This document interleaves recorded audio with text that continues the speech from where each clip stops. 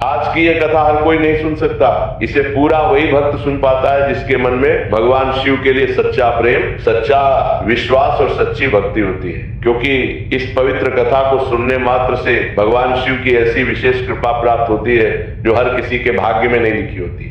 शास्त्रों में कहा गया है कि इस कथा को जो भी श्रद्धा से सुन लेता है उसकी औलाद की गरीबी दूर हो जाती है, उसके बच्चों के ऊपर मंडराते कष्ट, बाधा, संकट सब राख हो जाते हैं। औलाद की लंबी उम्र, घर परिवार की समृद्धि, जीवन में शांति और सहजता, ये सब महादेव स्वयं प्रदान करते हैं। ये कथा है एक छोटे से धूल मिट्टी से सने गांव की, जहां जीवन की रफ्तार बहुत धीमी थी और जहां आशा की किरणें अक्सर बादलों के पीछे छिपी रहती थी। वह गांव जहां सूरज की पहली किरण के साथ मुर्गों की बांग सुनाई देती थी और शाम होते ही गहरा सन्नाटा छा जाता था। गांव के कच्चे रास्तों पर धूल उड़ती रहती थी और बरसात के मौसम में कीचड़ इतना हो जाता था कि चलना दूभर हो जाता था। इसी गांव के एक कोने में बाकी घरों से थोड़ा दूर एक कच्चे टूटे मकान में रहती थी मां कांता, जिनकी पूरी दुनिया उनके दो बेटों के इर्द गिर्द घूमती थी। बड़ा बेटा था गोविंद, जिसकी आंखों में बचपन से ही जिम्मेदारी की गहरी झलक थी। उसके कंधे उम्र से पहले ही भारी हो गए थे। उसकी आंखों में एक अजीब सी परिपक्वता थी जो उसके साथियों में नहीं दिखती थी। जब वह सुबह उठता तो उसकी पहली नजर अपनी मां के चेहरे पर जाती थी। देखता था कि रात में उन्होंने ठीक से सोया है या नहीं। छोटा था तिलक, जो अपनी मां की तरह ही शांत स्वभाव का था और मां का सच्चा भक्त था। तिलक में एक अलग ही गुण था, वह चीजों को गहराई से समझता था। जब सब बच्चे खेल रहे होते थे तब तिलक किसी टूटी हुई चीज को देखकर सोचता रहता था कि ये कैसे काम करती होगी। उनके घर में धन संपत्ति के नाम पर सिर्फ था एक टूटा हुआ मिट्टी का दीपक जो पीढ़ियों से चला आ रहा था और पुराने हो चुके शिवजी की एक तस्वीर जिसके रंग उड़ चुके थे। लेकिन मां कांता के लिए यह तस्वीर किसी खजाने से कम नहीं थी। वह तस्वीर उनकी दादी सास की थी, जिन्होंने मरते समय कांता के हाथ में रखी थी और कहा था, बेटी ये शिवजी की तस्वीर हमारे परिवार की असली संपत्ति है, चाहे कुछ भी हो जाए इसे कभी मत छोड़ना। मां कांता की असली संपत्ति तो उनका अटूट विश्वास था। सुबह से शाम तक उनके होठों पर सिर्फ एक ही मंत्र होता था, ओम नमः शिवाय। हर मुश्किल में, हर निवाले से पहले, हर सांस में वे शिव का ही नाम लेती थी। जब कभी पड़ोसियों की महिलाएं उन्हें देखकर दया भरी नजरों से देखती थी और कहती थी, अरे कांता तुम्हारा भगवान कहाँ है, तुम्हें इतना दुख क्यों दे रहा है, तब कांता मां बस मुस्कुरा देती थी और कहती थी, दीदी भगवान मुझे दुख नहीं दे रहे, वे मेरी परीक्षा ले रहे हैं। सोना भी तो आग में तपकर ही कुंदन बनता है ना। उन्हें पक्का विश्वास था कि उनके भोलेनाथ उनकी परीक्षा ले रहे हैं, लेकिन अंत में वही उनकी नैया पार लगाएंगे। गोविंद और तिलक बचपन से ही कठोर परिश्रम करते आ रहे थे।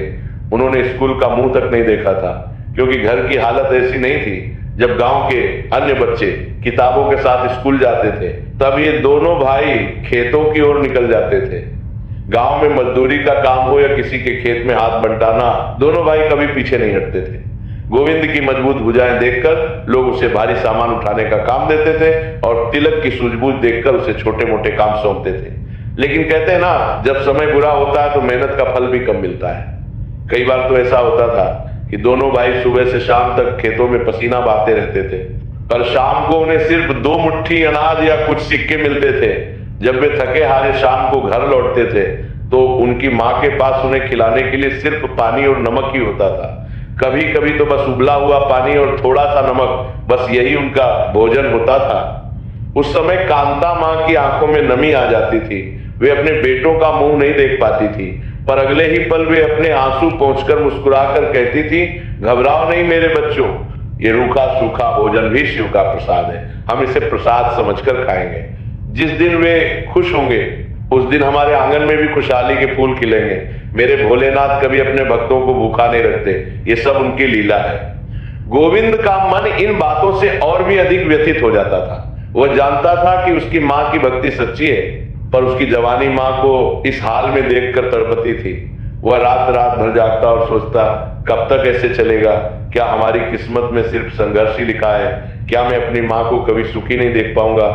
वह अपनी भुजाओं को देखता जिनमें अपार शक्ति थी, पर उसे लगाने के लिए गांव में कोई बड़ा अवसर नहीं था। रात के अंधेरे में वह अपनी मां को चुपचाप रोते हुए भी देख लेता था। जब वे सोचती थी कि उनके बेटे सो गए हैं, यह दृश्य उसके दिल को चीर देता था। एक दिन गांव में एक अजीब सी हलचल हुई। दोपहर का समय था और गर्मी इतनी तेज थी कि सड़कें सुनसान थी।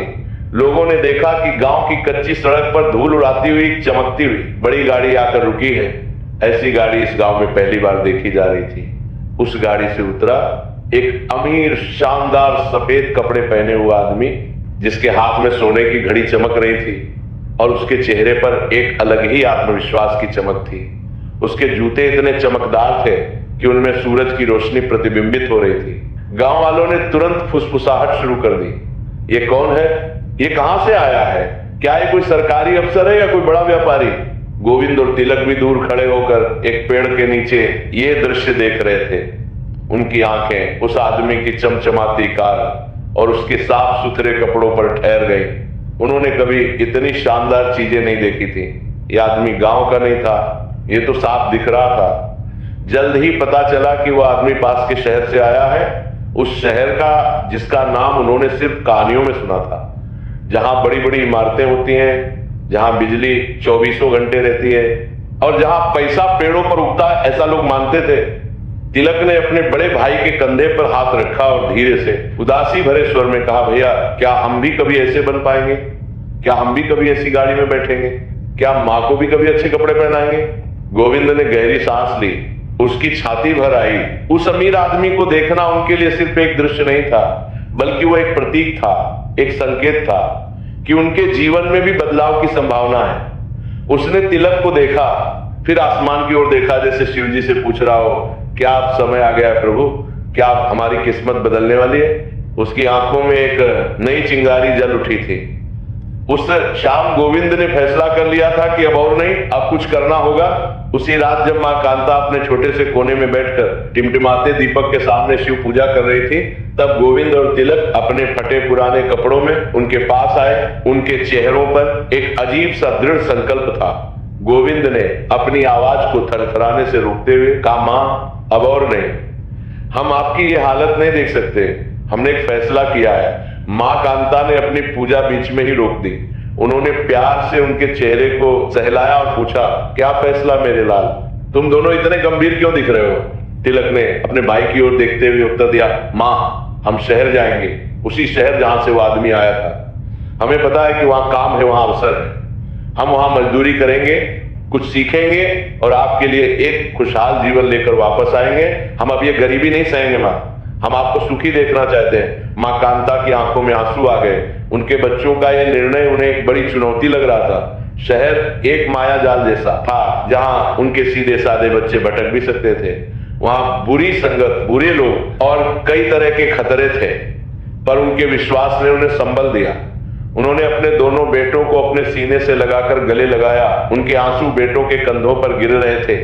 फिर उन्होंने उनके कान में धीरे से फुसफुसाया, जाओ मेरे बच्चों, मैं तुम्हें रोकूंगी नहीं, पर एक बात हमेशा याद रखना, अपने काम में हमेशा ईमानदार रहना, कभी किसी को धोखा मत देना और हर पल हर सांस में शिव जी को याद रखना। जिस भी रास्ते पर चलो, हर बाधा को शिव की परीक्षा समझना और जान लेना कि मैं यहाँ इसी घर में तुम्हारे लिए दिन रात अखंड जाप करती रहूंगी। मेरी प्रार्थनाएं तुम्हारे साथ रहेंगी। और याद रखना, गरीबी कोई पाप नहीं है, पर बेईमानी सबसे बड़ा पाप है। यह बात सुनकर गोविंद और तिलक का संकल्प और भी मजबूत हो गया। उन्होंने अपनी मां के चरण छुए और मन ही मन शपथ ली कि वे अपनी मां की इज्जत बढ़ाएंगे। अगले दिन सुबह के पहले उजाले में, जब गांव अभी सो रहा था, उन्होंने अपनी मां के चरण छुए। मां ने उन्हें माथे पर तिलक लगाया, उनके सिर पर हाथ रखकर शिव का आशीर्वाद मांगा। गोविंद और तिलक ने केवल 2 जोड़ी पुराने कपड़े और मां का दिया हुआ थोड़ा सा सूखा भोजन, जो सिर्फ 2-3 दिन का था, लेकर एक अज्ञात यात्रा पर निकल पड़े। उनकी पीठ पर सिर्फ एक पुरानी फटी गठरी थी, पर उनके हृदय में भोलेनाथ का नाम और सपनों का बड़ा बोझ था। जब वे गांव की सीमा पार कर रहे थे, तब उन्होंने पीछे मुड़कर देखा। उनकी मां दरवाजे पर खड़ी होकर उन्हें देख रही थी, हाथ जोड़कर शिव का नाम ले रही थी। यह दृश्य गोविंद और तिलक के दिल में हमेशा के लिए अंकित हो गया और यहीं से शुरू होती है संघर्ष की असली कहानी। क्या उन्हें शहर में काम मिलेगा? क्या उनका अटूट विश्वास उन्हें उस मायावी दुनिया में बचा पाएगा? गोविंद और तिलक जब कई दिनों की कठिन पैदल यात्रा के बाद शहर की सीमा पर पहुंचे, तो उनके पैरों में छाले पड़ चुके थे। उनका गला सूख रहा था और शरीर थकान से चूर था। पर जैसे ही उन्होंने शहर को देखा, उनकी आंखें चौंधिया गई। ये उनके गांव जैसा बिल्कुल नहीं था। चारों ओर शोर था, गाड़ियों का हॉर्न, लोगों की चीख पुकार, फैक्ट्रियों से निकलता धुआं, भागते लोग जो एक दूसरे से टकराते हुए अपनी मंजिल की ओर बढ़ रहे थे, और ऊंची ऊंची इमारतें थीं जो आसमान को छूने की होड़ में लगी थी। शहर की चमक दमक उन्हें एक पल के लिए तो अचंभित कर गई, पर अगले ही पल इस विशाल और निर्दयी शहर ने उन्हें उनकी छोटी सी औकात का एहसास करा दिया। जब वे सड़क पर चल रहे थे तो लोग उनके फटे पुराने कपड़ों को देखकर नाक भौं सिकोड़ रहे थे। कोई उन्हें धक्का देकर निकल जाता तो कोई घृणा से देखता था। उन्हें गांव में यह भ्रम था कि शहर में काम आसानी से मिल जाता है, पर वास्तविकता बड़ी कठोर थी। गोविंद और तिलक ने दिन रात एक कर दिया। वे हर गली में भटके, हर कारखाने के दरवाजे खटखटाए, हर निर्माण स्थल पर जाकर खड़े हुए। उन्होंने विनती की, हाथ जोड़े गिड़गिड़ाए, साहब कोई भी काम दे दो, हम भूखे हैं, भैया हमें काम आता नहीं पर हम सीख लेंगे, बस एक रोटी का जुगाड़ हो जाए, हमें एक मौका दो। पर हर जगह से उन्हें एक ही जवाब मिलता है, यहाँ अनपढ़ों के लिए कोई जगह नहीं है, जाओ कहीं और देखो, तुम गंवार लोग यहाँ क्या करोगे। या फिर लोग उन्हें गांव के सीधे साधे लौंडे समझकर ठगने की कोशिश करते। कोई कहता हाँ काम है पर पहले 100 रुपये जमा करो। कोई कहता काम तो मिल जाएगा पर तुम्हें पहले महीने की तनख्वाह मुझे देनी होगी। दोनों भाई थककर चूर हो जाते थे। रात होते ही वे किसी पुल के नीचे या किसी सुनसान इमारत के कोने में जाकर लेट जाते थे। उनका लाया हुआ सूखा भोजन 2-3 दिन में ही खत्म हो गया। अब उनके पास सिर्फ पीने के लिए पानी था, वो भी सार्वजनिक नल से, और रात बिताने के लिए किसी पुल के नीचे की ठंडी और गीली जगह। कई रातें तो उन्होंने भूखे पेट ही गुजारी, सिर्फ पानी पीकर ठंड में ठिठुरते हुए, एक दूसरे से चिपक कर सोते हुए। गोविंद बड़ा होने के नाते अपनी थकान और निराशा को छिपाने की पूरी कोशिश करता था। वह तिलक के सामने मजबूत बनने की कोशिश करता था, पर जब वह तिलक का मुरझाया हुआ चेहरा देखता, उसकी धंसी हुई आंखें देखता, तो उसका दिल टूक टूक कर रोता था। एक रात तो तिलक इतना कमजोर हो गया था कि वह चल भी नहीं पा रहा था। गोविंद ने उसे अपनी पीठ पर लादा और एक सरकारी अस्पताल तक ले गया जहां मुफ्त इलाज होता था। तिलक अक्सर उदास होकर आंखों में आंसू भरकर पूछता, भैया क्या माँ की प्रार्थनाएं बेकार गई? क्या भोले बाबा ने हमें त्याग दिया? क्या हमने गलती की जो गांव छोड़कर आए? शायद हमें वापस लौट जाना चाहिए भैया। ऐसे समय में गोविंद अपनी सारी शक्ति जुटाकर उसे गले लगाता। उसकी आंखों से भी आंसू निकल आते थे, पर वह उन्हें छिपा लेता था। वो जानता था कि तिलक का विश्वास डगमगा रहा है और उसे सहारा देना उसका फर्ज है। गोविंद कहता, तिलक ये क्या कह रहा है? तू माँ को जानता है, उनकी प्रार्थनाएं तो कभी बेकार नहीं जा सकती, और हमारे भोलेनाथ तो महादेव हैं, वो कभी अपने भक्तों को नहीं छोड़ते। ये हमारी कठिन परीक्षा चल रही है। याद है माँ ने क्या कहा था? हर बाधा को शिव की परीक्षा समझना। अगर हम अभी हार मान लिए तो माँ का क्या होगा? उन्होंने हम पर कितना भरोसा किया है, हम उनका भरोसा नहीं तोड़ेंगे तिलक, बस थोड़ा और धैर्य। जब उनका मन बिल्कुल टूट जाता, जब लगता था कि अब कुछ नहीं हो सकता, तो वे दोनों किसी शांत कोने में बैठकर आंखें बंद कर लेते और अपनी माँ की तरह मन ही मन ओम नमः शिवाय का जाप करते। कभी कभी तो वे घंटों तक बैठकर जाप करते रहते थे। इस जाप से उन्हें एक अजीब सी शांति और अदृश्य ऊर्जा मिलती थी। उन्हें लगता था जैसे उनकी माँ की आवाज उनके पास ही कहीं गूंज रही हो। हिम्मत मत हारो मेरे बच्चों, भोलेनाथ तुम्हारे साथ है। इस बीच गांव में माँ कांता की हालत भी कुछ ठीक नहीं थी। बेटे शहर चले गए थे और उनकी चिंता उन्हें अंदर ही अंदर खाए जा रही थी। रात में वे सो नहीं पाती थी। उन्हें पता था कि उनके बच्चे कितने सीधे और भोले हैं और शहर कितना निर्दयी हो सकता है। वे सोचती थी कहीं मेरे बच्चों को खाना तो मिल रहा है, कहीं वे बीमार तो नहीं हो गए, कहीं उन्हें कोई सता तो नहीं रहा। कांता माँ ने अपना हर पल शिव की भक्ति में लगा दिया था। सुबह 4 बजे उठकर स्नान करती, फिर पूजा शुरू करती जो दोपहर तक चलती थी। उनका घर अब एक छोटा सा मंदिर बन गया था। वे अखंड दीपक जलाकर रखती थी। वह दीपक कभी नहीं बुझता था। दिन में कई बार रुद्राक्ष की माला लेकर बैठ जाती थी और आंसू बहाते हुए प्रार्थना करती थी, हे मेरे भोलेनाथ, मेरे आराध्य, मेरे सर्वस्व, मेरे बच्चों को सहारा देना, उन्हें भटकने न देना, उनके मार्ग की हर बाधा को तुम स्वयं पार करना। वे भोले हैं प्रभु, वे सीधे हैं, उन्हें बुरी संगत से बचाना, उनके पेट में अन्न डालना प्रभु। मैं जानती हूं आप उन पर कृपा करेंगे, मैं तो बस आपका नाम लेती रहूंगी। वह फूट फूट कर रोती थी, पर अगले ही पल शिव का ध्यान करके अपने मन को शांत कर लेती थी। गांव की महिलाएं जब उन्हें इस हालत में देखती तो कहती, अरे कांता, तू पागल हो गई है क्या? दिन रात भगवान का नाम लेती रहती है, ठीक से खाती पीती भी नहीं, तेरे बेटे कहाँ हैं पता भी नहीं, और तू यहाँ पूजा कर रही है। पर कांता माँ बस मुस्कुरा देती और कहती, दीदी मुझे मेरे बच्चों से ज्यादा शिव जी पर भरोसा है, वो उनकी रक्षा करेंगे। उन्हें अपने बच्चों से ज्यादा शिव की शक्ति पर विश्वास था। वह जानती थी कि शहर की कठिनाइयां उनके बच्चों का कच्चा मन तोड़ सकती है, पर उन्हें यह भी विश्वास था कि भक्ति की शक्ति उन्हें टूटने नहीं देगी। मां की अटूट प्रार्थना एक अदृश्य कवच बनकर दूर शहर में भटक रहे गोविंद और तिलक को हर खतरे से बचा रही थी। एक बार तो एक दुष्ट आदमी ने उन्हें बहकाकर गलत काम में फंसाने की कोशिश की थी, पर उस समय गोविंद को अपनी मां का चेहरा याद आ गया और वे वहां से भाग निकले। एक शाम लगातार 10 दिनों तक काम की तलाश में असफल होने के बाद दोनों भाई एक खाली पड़ी टूटी फूटी इमारत के कोने में बैठे थे। उनके कपड़े मैले हो चुके थे, चेहरे पर दाढ़ी बढ़ाई थी, उनकी आंखों में निराशा की गहरी छाप थी, उनकी जेब पूरी तरह खाली थी और पेट भूख से इतना जल रहा था कि दर्द हो रहा था। तिलक की हालत बहुत खराब हो चुकी थी, वो कमजोरी से लगभग बेहोश हो रहा था। गोविंद ने अपनी निराशा में, अपने गुस्से में एक पत्थर उठाया और उसे जमीन पर पटकने ही वाला था कि उसे अपनी मां का चेहरा याद आ गया, शांत, भक्ति में लीन और विश्वास से भरा हुआ। उसने पत्थर फेंक दिया, उसने अपनी आंखें बंद की और फिर से पूरी श्रद्धा से ओम नमः शिवाय का जाप शुरू कर दिया। तिलक भी कमजोरी के बावजूद उनके साथ जुड़ गया। अचानक उन्हें लगा जैसे उनके कानों में किसी की आवाज आई हो, हिम्मत मत हारो बेटा। जैसे ही उन्होंने आंखें खोली, उन्होंने देखा कि उस अंधेरी इमारत के पास एक छोटा सा चाय वाला अपनी दुकान बंद कर रहा था। वो आदमी उनके पास आया, उसकी आंखों में दया थी, उसने उनकी थकान, मायूसी और भूख भांप ली। अरे भाई, तुम दोनों यहाँ ऐसे क्यों बैठे हो? बड़े परेशान लग रहे हो, कितने दिन से कुछ खाया है? उस आदमी ने पूछा। गोविंद ने अपनी सारी कहानी टूटे बिखरे शब्दों में उसे सुनाई। कैसे वे गांव से आए हैं, कैसे उनकी मां शिव की भक्त है, कैसे उन्हें काम नहीं मिल रहा, कैसे वे भूखे हैं। चाय वाले का नाम था शंकर, यानी कि एक और संकेत, जैसे शिव जी ने उसे भेजा हो। शंकर ने उन्हें ध्यान से देखा, उनकी आंखों में ईमानदारी देखी, मुस्कुराया और कहा, घबराओ नहीं भाई, शहर बड़ा है पर यहाँ अच्छे लोग भी हैं, तुम मेरे साथ चलो। शंकर ने उन्हें अपनी छोटी सी दुकान में ले जाकर ना सिर्फ पेट भरकर खाना खिलाया, गरम चाय, रोटी और सब्जी, बल्कि उन्हें एक बहुत बड़ा सहारा भी दिया। खाना खाते समय दोनों भाइयों की आंखों में आंसू आ गए।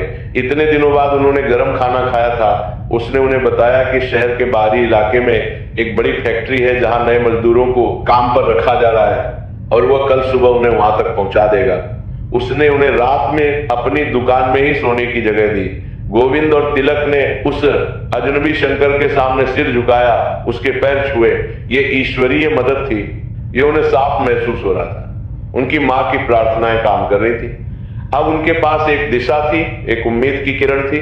अगले दिन सुबह वो दोनों भाई उस शंकर की मदद से शहर से कुछ दूर स्थित एक विशाल कारखाने के दरवाजे पर खड़े थे। उनके शरीर में अब भी थकान थी, कपड़े फटे हुए थे, पर उनके मन में एक नया उत्साह था, एक नई उम्मीद थी। गोविंद ने मन ही मन कहा, मां, आपकी प्रार्थना काम कर रही है, अब हम हार नहीं मानेंगे। गोविंद और तिलक उस विशाल कारखाने के गेट के सामने खड़े थे। धुएं की गंध और मशीनों की भयानक गड़गड़ाहट से उन्हें थोड़ी घबराहट हो रही थी, पर अब पीछे हटने का कोई रास्ता नहीं था। ये कारखाना उनकी कल्पना से भी बड़ा था। लोहे के विशाल गेट, ऊंची ऊंची चिमनियां जिनसे काला धुआं निकल रहा था और सैकड़ों मजदूर जो अंदर बाहर आ जा रहे थे। उन्होंने एक दूसरे को देखा, गहरी सांस ली, मन ही मन शिवजी का नाम लिया और अंदर की ओर कदम बढ़ाए।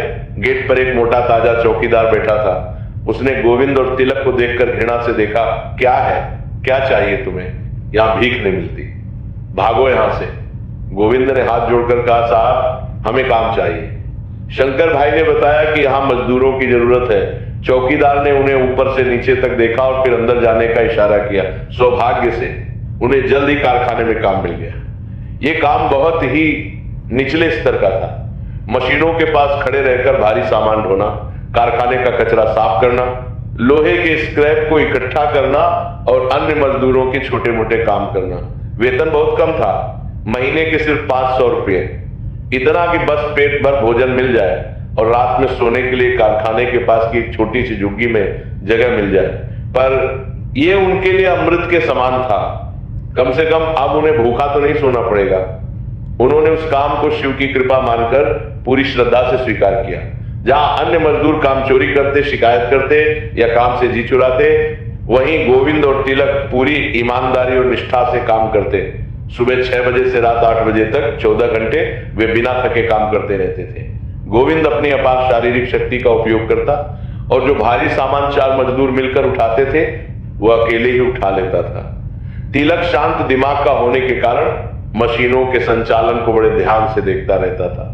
उनके दिमाग में हमेशा अपनी मां कांता की बातें गूंजती रहती थी। ईमानदारी और निष्ठा ही तुम्हारी सबसे बड़ी संपत्ति है।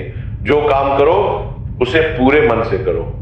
भगवान देख रहे हैं। कारखाने के मालिक ने जब 2-3 दिन में ही देखा कि ये दोनों नए मजदूर कितने मेहनती और ईमानदार हैं, तो वह खुश हुआ। उसने उन्हें थोड़ा अधिक वेतन देने का फैसला किया। वे दोनों भाई बहुत कम सोते थे। दिन में कठोर परिश्रम करने के बाद रात में जब सब सो जाते तो वे चुपके से उठकर कारखाने के पुराने फेंके हुए हिस्सों, टूटे फूटे कलपुर्जों को इकट्ठा करते। गोविंद ने देखा कि कारखाने में लोहे, स्टील और विभिन्न कलपुर्जों का काम होता है। हालांकि उन्हें मशीनों के बारे में कुछ खास जानकारी नहीं थी, पर तिलक का दिमाग बहुत तेज था और उसमें सीखने की अद्भुत क्षमता थी।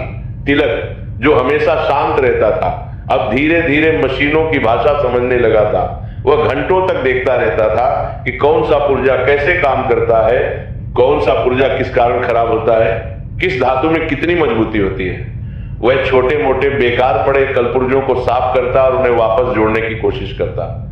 कभी कभी तो रात के 2-3 बजे तक वह किसी टूटे हुए पुर्जे को समझने में लगा रहता था। ये उनका छिपा हुआ स्कूल था, उनकी गुप्त शिक्षा थी। गोविंद अपने छोटे भाई की लगन देखकर बहुत प्रसन्न होता। वो उसे हर संभव मदद करता। कभी किसी अनुभवी कारीगर से कोई बात सुन लेता तो आकर तिलक को बताता। कभी किसी पुर्जे के बारे में पूछताछ करता। धीरे धीरे तिलक ने मशीनों की बारीकियां सीख ली। उनके लिए ये काम सिर्फ पैसे कमाने का जरिया नहीं था, बल्कि ये हुनर सीखने का एक अनमोल अवसर था। कारखाने का एक वरिष्ठ कारीगर था जो अपनी कारीगरी के लिए बहुत मशहूर था। उसका नाम था दामोदर बाबू। वह 50 साल का था, अनुभवी था और स्वभाव से थोड़े कड़क थे। वे किसी को आसानी से सिखाते नहीं थे। उनका मानना था कि हुनर आसानी से नहीं सिखाया जाता, उसे मेहनत से सीखना पड़ता है। वे मजदूरों को अक्सर डांटते रहते थे और कहते थे, तुम लोग सिर्फ पैसे के लिए काम करते हो, काम से प्यार नहीं करते। एक दिन जो गोविंद और तिलक के जीवन का महत्वपूर्ण मोड़ बनने वाला था, दामोदर बाबू की एक बहुत ही महत्वपूर्ण और महंगी मशीन अचानक खराब हो गई। ये मशीन कारखाने के उत्पादन की रीढ़ थी। इस मशीन के बिना पूरा काम ठप हो गया। बड़े बड़े कारीगरों ने, जिन्होंने वर्षों का अनुभव था, उसे ठीक करने की भरपूर कोशिश की, पर सफलता नहीं मिली। घंटों की मशक्कत के बाद भी मशीन चालू नहीं हुई। कारखाने का उत्पादन रुक गया, जिससे मालिक को भारी नुकसान हो रहा था। सबको चिंता होने लगी। मालिक गुस्से में था और धमकी दे रहा था कि अगर जल्द मशीन ठीक नहीं हुई तो सबको निकाल देगा। गोविंद और तिलक दूर खड़े होकर ये सब देख रहे थे। उनके मन में भी डर था, क्योंकि अगर कारखाना बंद हुआ तो उनका काम भी चला जाएगा। तिलक ने बड़े ध्यान से उस टूटे हुए पुर्जे को देखा, जिसे कारीगरों ने निकालकर अलग रख दिया था।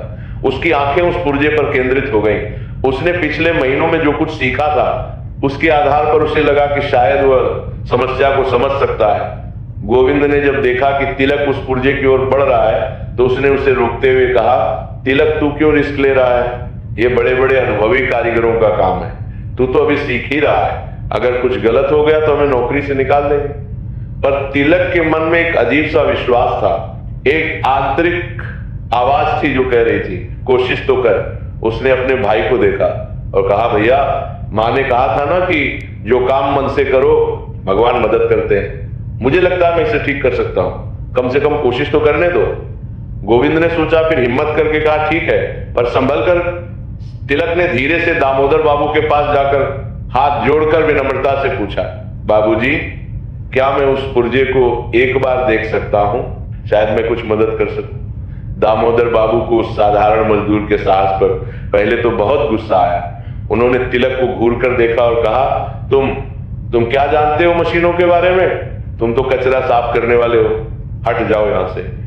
पर जब उन्होंने तिलक की आंखों में निष्ठा, सच्चाई और ज्ञान की प्यास देखी तो वो थोड़े शांत हो गए। उन्हें याद आया कि उन्होंने भी इसी तरह शुरुआत की थी। उन्होंने व्यंग्य से कहा, जा देख ले, वैसे भी अब तो ये कबाड़ी है, अगर तू इसे ठीक कर दे तो मैं तुझे गुरु मान लूंगा। आसपास के सभी मजदूर हंस पड़े। तिलक ने बिना किसी की परवाह किए वो भारी पुर्जा उठाया। उसने पहले उसे बहुत सावधानी से साफ किया, धूल और मैल हटाया, फिर अपनी सालों की यानी पिछले कुछ महीनों की मेहनत से सीखे गए अनुभव के आधार पर उसने एक बहुत छोटी सी कमी पहचानी।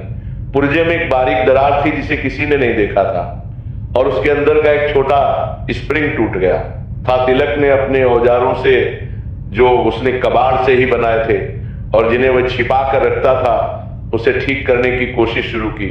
उसने कबाड़ से एक पुराना स्प्रिंग निकाला, उसे साफ किया और बड़ी सावधानी से उस टूटे पुर्जे में लगाया। सभी लोग उसे देख रहे थे, कुछ हंस रहे थे, कुछ उत्सुक थे। दामोदर बाबू भी हाथ में हाथ धरे खड़े थे। करीब 1 घंटे की कठिन मशक्कत के बाद, जिसमें तिलक के माथे पर पसीना आ गया था और उसके हाथ कांपने लगे थे, उसने वो पुर्जा लाकर दामोदर बाबू को दिया। दामोदर बाबू ने झुंझलाहट में ये सोचते हुए कि ये तो बेकार ही होगा, वो पुर्जा मशीन में लगाया और उसे चालू किया, और फिर चमत्कार हुआ। जो विशाल मशीन घंटों से बंद पड़ी थी, जिसे बड़े बड़े कारीगर ठीक नहीं कर पाए थे, वो धीरे धीरे गड़गड़ाहट के साथ चालू हो गई। पहले धीमी आवाज आई, फिर पूरी मशीन चालू हो गई। कारखाने में तालियां बज उठी। मजदूर आश्चर्य से एक दूसरे को देखने लगे।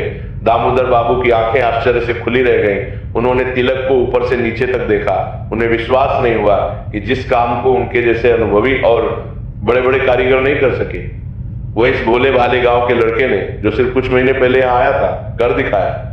उनके मन में सम्मान जाग उठा। उन्होंने पूछा, ये तुमने कैसे किया बालक? तुमने ये सब कहां सीखा?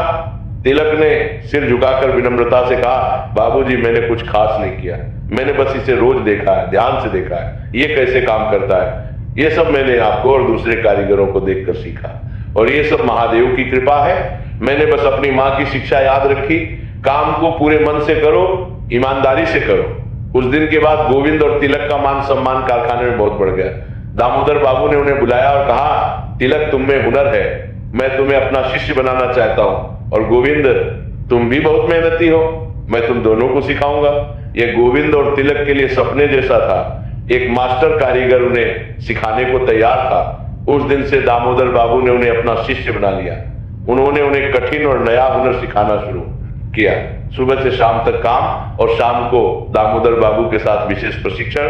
दोनों भाई अब केवल मजदूर नहीं थे, वे कुशल कारीगर बनने की राह पर थे।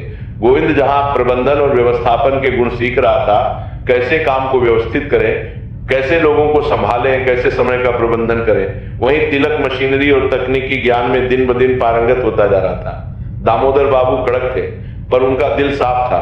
वे कहते, देखो लड़कों, हुनर ही असली दौलत है। पैसा आता जाता रहता है, पर हुनर हमेशा साथ रहता है। और सबसे बड़ी बात, ईमानदारी। बिना ईमानदारी के हुनर भी बेकार है। उन्होंने गोविंद और तिलक में वह लगन देखी जो आजकल के युवाओं में नहीं थी। करीब 1.5 साल बीत गए।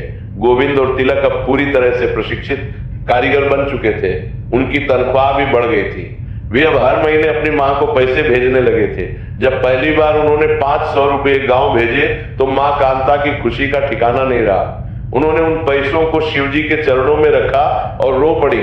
देखा भोलेनाथ, मेरे बच्चे सफल हो रहे हैं, आपकी कृपा हो रही है। गांव में मां कांता को अभी भी अपने बेटों की बहुत याद आती थी, पर अब उन्हें चिंता कम थी। पैसे आ रहे थे, और कभी कभी गोविंद का पत्र भी आता था, जो गांव का पढ़ा लिखा आदमी उन्हें पढ़कर सुनाता था। एक रात उन्होंने सपने में देखा कि शिवजी स्वयं उनके सामने प्रकट हुए हैं और मुस्कुरा रहे हैं। शिवजी ने कहा, कांता, तुम्हारे बच्चों पर मेरी विशेष कृपा है। तुम्हारा विश्वास और तुम्हारा जप उन्हें सही मार्ग पर ले जा रहा है। अब चिंता मत करो, वे जल्द ही तुम्हारे पास लौटेंगे और तुम्हें बहुत खुशियां देंगे। मां कांता सुबह उठी तो उनका मन अद्भुत शांति और आनंद से भरा हुआ था। उन्हें पक्का विश्वास हो गया था कि अब उनके बच्चों को सही रास्ता मिल चुका है। गोविंद और तिलक ने अब पर्याप्त पैसा बचा लिया था। 3 साल की कड़ी मेहनत के बाद उनके पास अच्छा खासा पैसा जमा हो गया था, और सबसे बड़ी बात, उन्होंने मास्टर कारीगरी सीख ली थी। अब वे सिर्फ मजदूर नहीं थे, वे कुशल कारीगर थे जो कठिन से कठिन मशीन को ठीक कर सकते थे, नए उपकरण बना सकते थे। शहर ने उन्हें तोड़ना चाहा था, पर उन्होंने शहर से सीखना चुना था। अब समय आ गया था वापस लौटने का, पर सिर्फ वापस लौटने का नहीं, बल्कि एक बड़े सपने को साकार करने का। एक शुभ दिन गोविंद और तिलक ने कारखाने के मालिक और दामोदर बाबू से आशीर्वाद लिया। मालिक ने उन्हें रोकने की कोशिश की, तुम दोनों यहां रहो, मैं तुम्हें अच्छा वेतन दूंगा। पर गोविंद ने विनम्रता से कहा, साहब आपकी बहुत मेहरबानी है, पर हमें अपनी मां के पास जाना है, अपने गांव में कुछ करना है। दामोदर बाबू की आंखों में आंसू आ गए। उन्होंने दोनों को गले लगाया और कहा, जाओ बच्चों, तुमने मुझे घर दिया, तुम जहां भी जाओगे कामयाब होगे। और फिर वे वापस अपने गांव की ओर चल दिए। इस बार वे पैदल नहीं थे, उनके पास बस का किराया था, उनके पास अच्छे कपड़े थे, चेहरे पर आत्मविश्वास था, और सबसे बड़ी बात, एक सपना था। जब वे अपने पुराने मिट्टी वाले घर के सामने पहुंचे तो उन्होंने देखा कि उनकी मां कांता घर के दरवाजे पर बैठकर शिव का जाप कर रही थी। जैसे ही मां ने अपने बेटों को स्वस्थ, सफल और आत्मविश्वास से भरपूर देखा, जैसे ही उन्होंने गोविंद की मजबूत काया और तिलक के चेहरे पर ज्ञान की चमक देखी, तो उनके हाथों से रुद्राक्ष की माला गिर गई। वह दौड़कर अपने बेटों से लिपट गई। 3 साल बाद यह मिलन था। वह रोती रही, हंसती रही, अपने बेटों को बार बार छू कर देखती रही, जैसे विश्वास नहीं हो रहा हो।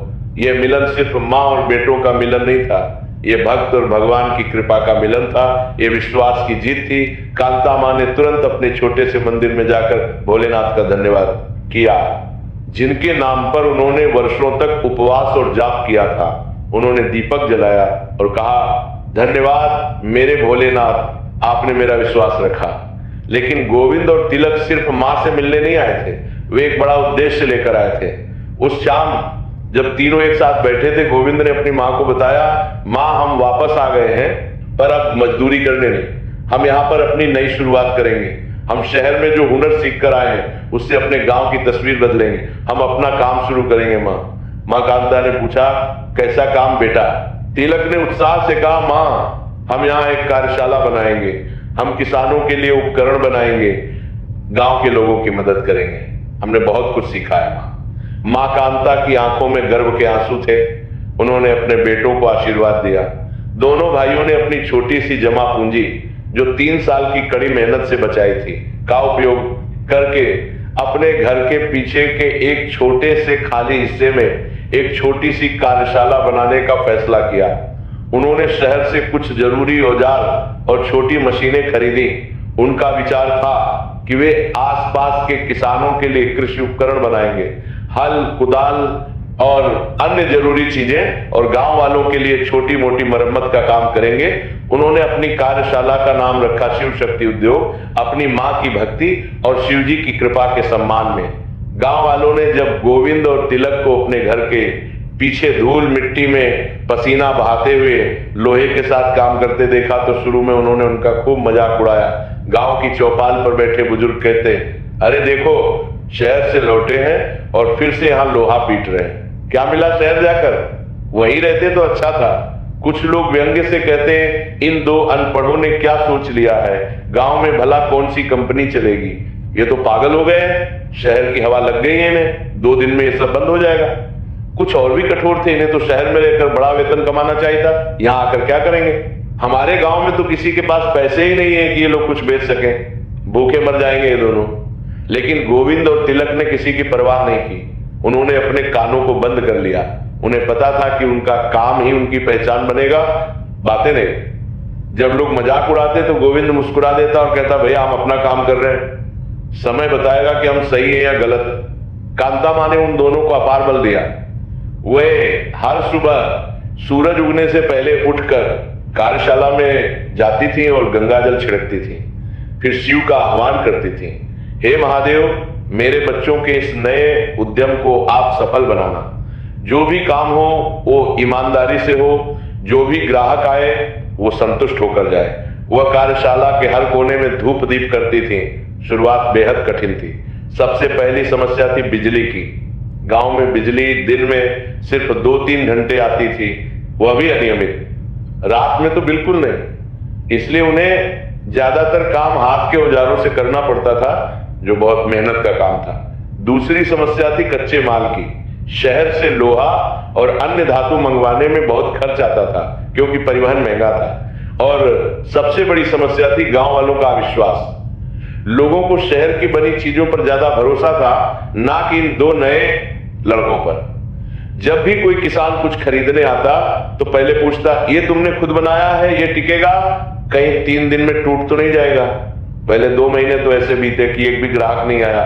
गोविंद और तिलक रोज कार्यशाला में बैठे रहते, औजार बनाते रहते, पर कोई खरीदार नहीं आता था। उनकी जमा पूंजी धीरे धीरे खत्म होती जा रही थी। कई रातें तो वे चिंता में सो नहीं पाते थे। एक दिन जब उनकी हिम्मत लगभग टूटने वाली थी, एक बड़ा किसान रामदीन उनकी कार्यशाला में आया।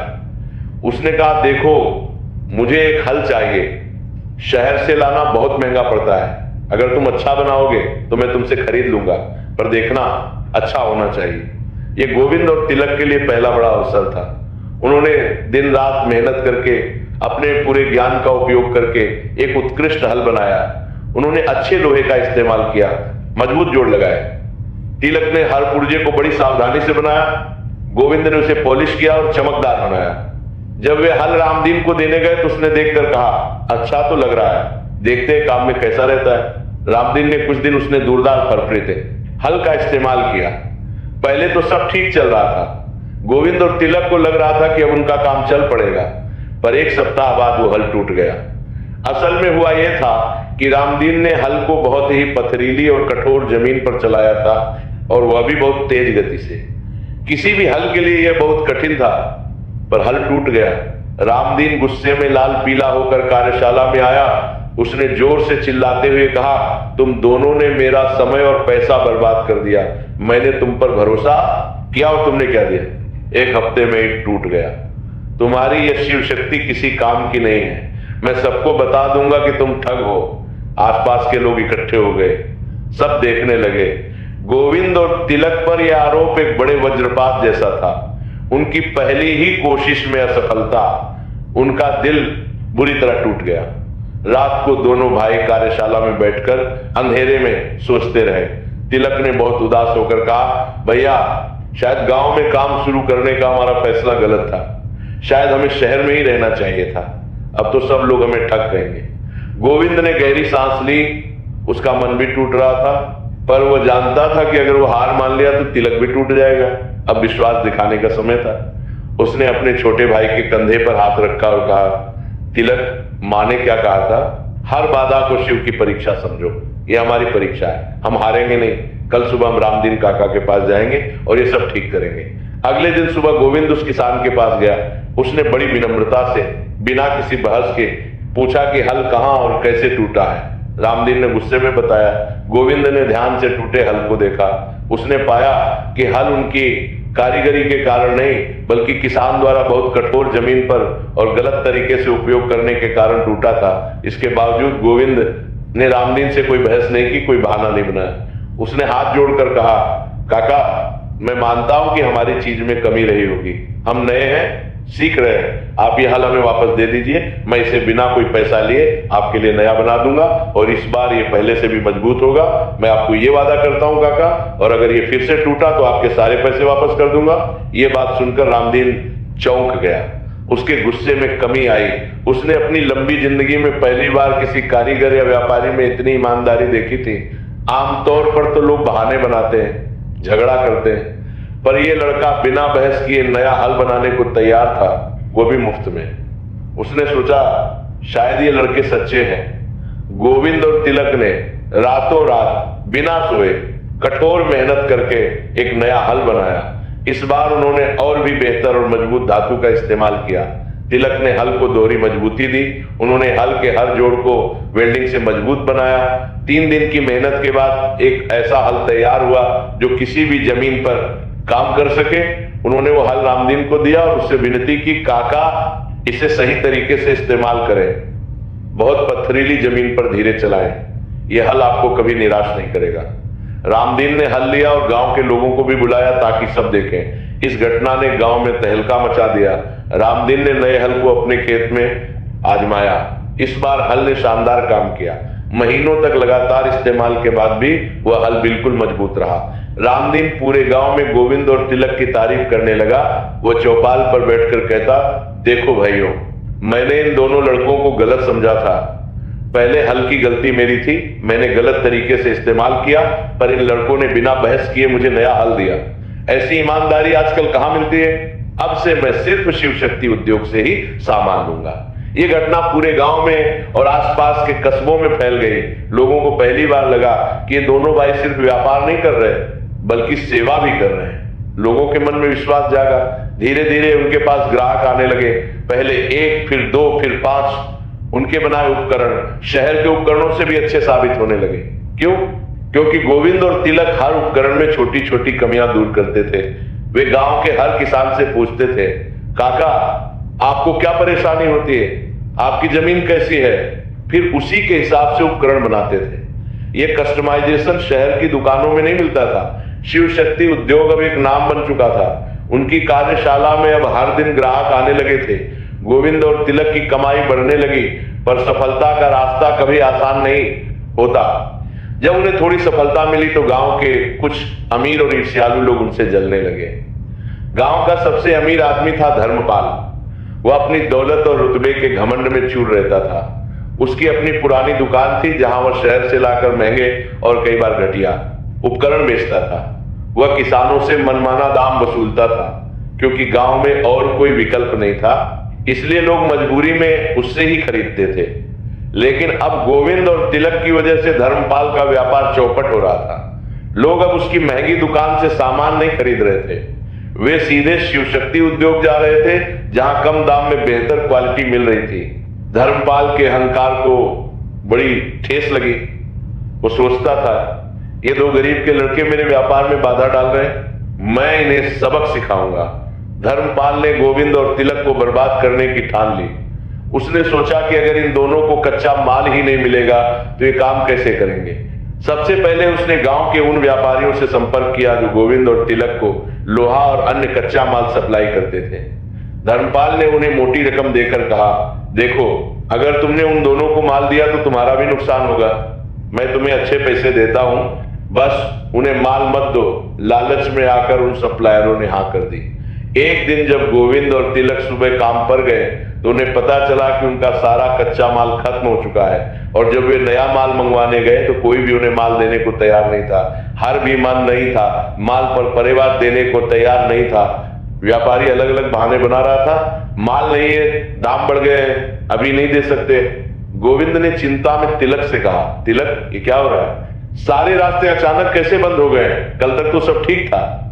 तिलक जो शांत दिमाग का था ने सोचकर उत्तर दिया, भैया ये कोई संयोग नहीं, ये किसी की साजिश है और मुझे लगता है धर्मपाल का काम है। गोविंद को भी ये बात समझ आ गई। उसने धैर्य रखते हुए धर्मपाल के पास जाकर विनम्रता से बात करने की कोशिश की। उसने कहा, धर्मपाल जी अगर हमसे कोई गलती हुई है तो माफ कर दीजिए, हम तो बस अपना काम कर रहे हैं, आप भी करिए हम भी करेंगे, दोनों के लिए जगह है। पर धर्मपाल ने घमंड से उन्हें अपमानित किया। उसने कहा, जाओ अपनी उस टूटी फूटी कार्यशाला को बंद करो और वापस शहर में जाकर मजदूरी करो।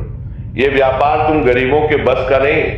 मैं इस गांव का सबसे बड़ा व्यापारी हूं, तुम मेरा मुकाबला नहीं कर सकते।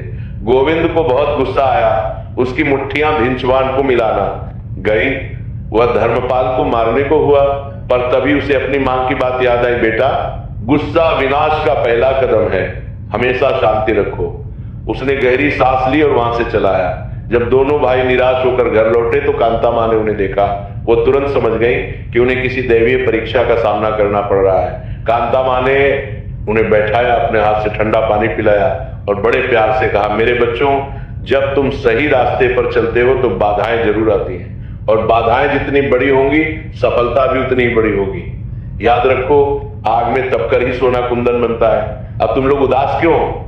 जाओ मेरे शिव से प्रार्थना करो और अपनी बुद्धि का इस्तेमाल करो। भोलेनाथ तुम्हें रास्ता दिखाएंगे। मां की बातों में अटूट बल था, अपार शक्ति थी। गोविंद और तिलक ने रात भर शिव जी के सामने बैठकर ध्यान किया। वे ओम नमः शिवाय का जाप करते रहे। सुबह होते होते तिलक के दिमाग में एक नया विचार आया, एक समाधान सूझा। तिलक ने उत्साह से कहा, भैया मुझे रास्ता मिल गया। अगर गांव में हमें कच्चा माल नहीं मिल रहा तो हम सीधे शहर क्यों न जाए? हमने वहां 3 साल काम किया है। हम दामोदर बाबू को जानते हैं, कारखाने के मालिक को जानते हैं। अगर हम सीधे बड़े व्यापारियों से माल खरीदें तो हमें कम दाम पर भी मिलेगा और धर्मपाल कुछ नहीं कर पाएगा। उसका गांव में भले जोर चले, पर शहर में तो नहीं चलेगा ना। ये विचार क्रांतिकारी था। गोविंद को जैसे भोलेनाथ ने ही रास्ता दिखाया हो, उसने तिलक को गले लगा लिया।